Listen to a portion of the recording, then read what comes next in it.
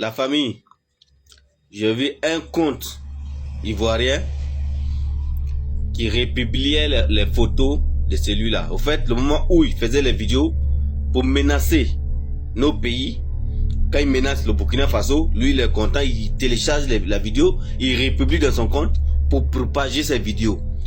Quand il menace le Mali, c'est pareil. Quand il menace, voilà, c'est pareil. Maintenant, quand il a menacé la Côte d'Ivoire, il sort et dit que l'homme là, c'est un activiste, c'est un vidéoman, il cherche les abonnés, il commence à dire que ce qu'il dit là, c'est pas vrai.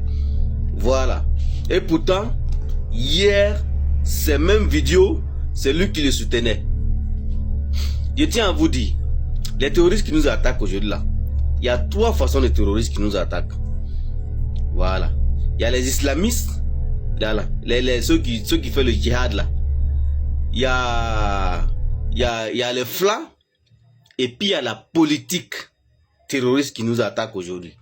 Donc, les islamistes là, avec les flas là, ceux-là qui nous attaquaient depuis 2011 jusqu'à aujourd'hui.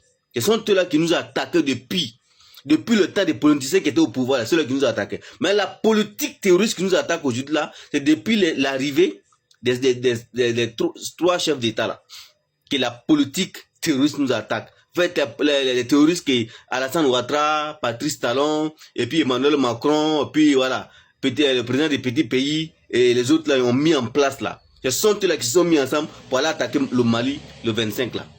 Ça c'est terroriste politique. Maintenant, les islamistes là, ce sont ceux-là.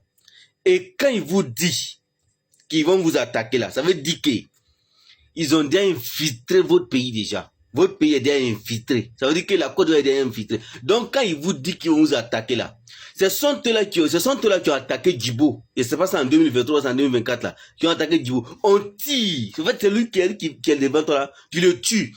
Et puis celui qui est derrière saute sur le corps de celui qu'on a tué là, et il vient vers toi. En fait, il n'a même pas peur de la mort. Ce sont ceux-là. Ce sont ceux-là. Lui là, c'est un chef terroriste. Et il a des combattants derrière lui. Donc, ne prenez pas cette discussion à léger pour dire non, lui c'est pas un activiste. Hein.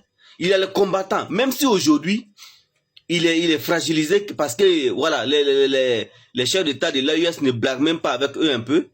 Même s'il est fragilisé, mais il a toujours des combattants derrière lui. Et quand il dit qu'il va vous attaquer là, préparez-vous à l'attendre. Parce que il recule pas, hein. Ceux-là, ils meurent, tu les tues, ils continuent de venir. Ce sont les zombies. Donc, arrêtez de raconter des bêtises en disant que non, c'est un activiste. C'est pas un activiste, hein. Il a les combattants derrière lui. Donc, préparez-vous à les attendre. Quand ils disent qu'ils vont vous attaquer, c'est qu'ils sont en train d'infiltrer déjà votre pays. Ils ont déjà c'est les islamistes.